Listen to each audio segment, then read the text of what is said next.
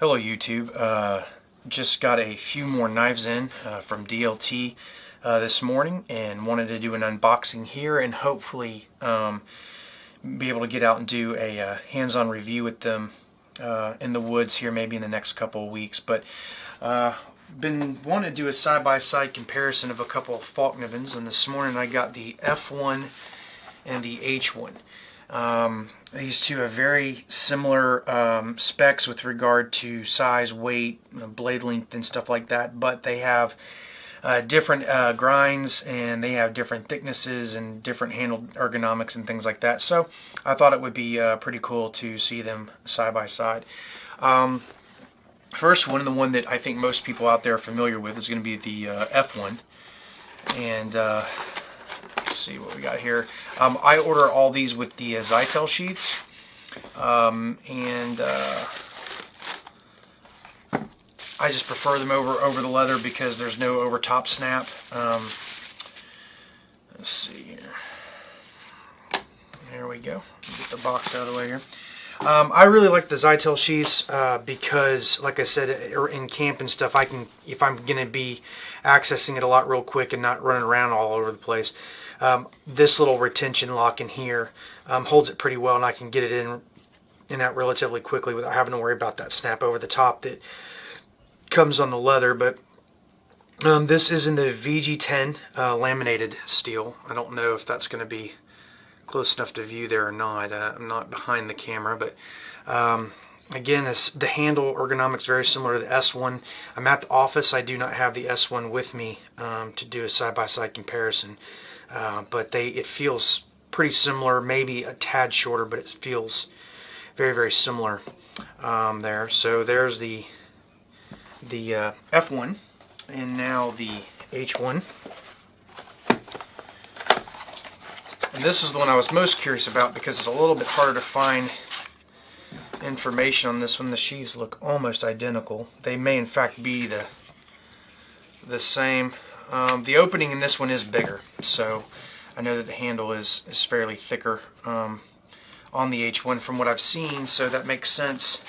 One thing I did notice, I believe my S1 even has S1 just like this H1 is here, but the F1 here just has the Fallkniven logo there. Anyway, here we go. Well, and the H1. You can see the H1 has a very pronounced upswept belly. It's heavier in the hand. There's less of a finger guard. These are just just little things I'm seeing right off the bat here. But let me get this out of the way though. So there we go. Unboxing of the F1 and the S1. The sheaths are pretty much the same as anything else, so we'll get this down here and take a look at this. As you can see, very, very similar in size. Trying to get these choil to choil here. The blade slightly longer on the H1. I'll bring these closer to the camera in a minute. Blade slightly longer on the S1. The lanyard holes actually line up fairly similar, but you can see with relative to the butt of the knife, the lanyard holes further in on the F1 than the H1. The grinds are obviously good. This is almost like a flat grind to a convex edge. I mean, it's very much like reminds me of like a SE3 or 4 where you have kind of a flat grind, but then they come with a convex edge on them here.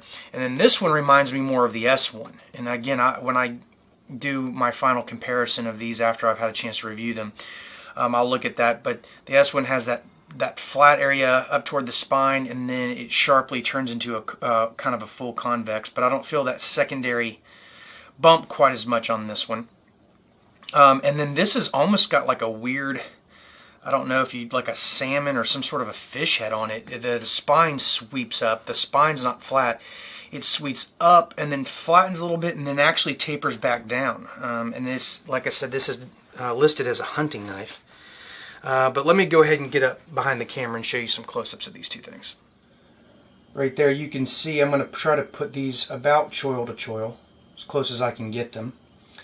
And as you can see just from behind here, the Fallkniven F1 is on the top, S1's behind it, so the belly of the H1, I'm sorry I keep saying S1, I'm just used to that.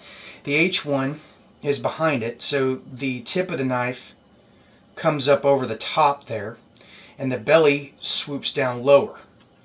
And just to flip them this way so you get the idea here, you can see a very pronounced upswept belly and a higher tip and spine line there between the two. On the butt of the knife, you can see that the H1, which is in my left hand, has a more rounded grip and is thicker top to bottom this dimension than the F1.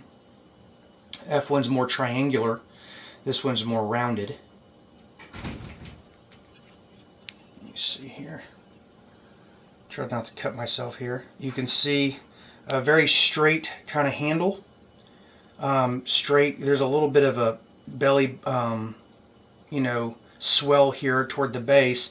No real finger guard there, and then a very pronounced finger guard in the F1 at the top. And it sweeps up a little bit closer to them. And if you look at the length on them, again trying to get these compared here, I'm standing up and got my hands in front.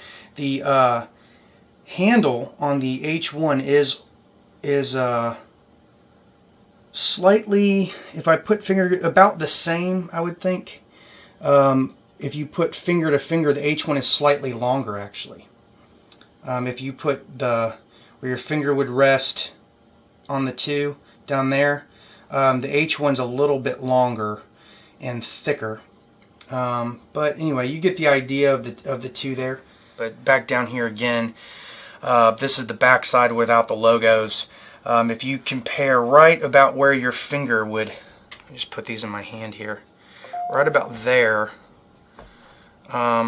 where your finger would rest, they're very, very similar. The H1 is just a hair longer, as you can see right here, just a little bit longer there, and the tang is thicker on the H1. It's definitely a thicker knife. Let me try to move this up here, as you can see. I don't want to get cut, but a very sharper, thinner tip, longer taper here. This is a kind of an abrupt taper to the tip, but a thicker tang on the H1.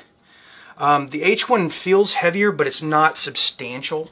I'll put these on the scales and see what they actually weigh in at. But both very comfortable handles. This one is more of not a true bushcraft handle, obviously, but being that it's thicker and rounder, it feels more comfortable with that regard. Very comfortable in a lot of different, quick rotations and stuff. It doesn't feel awkward at all. This definitely thinner and flatter here, because this direction, I don't know if you can see that from that angle, but this kind of has a swell out this way, and this is very flat. Now I've gotten used to this on my S1, so I've actually really come to like this, but we'll see how we go. This is a thinner blade geometry than the H1, but the H1 actually feels sharper out of the box than the F1.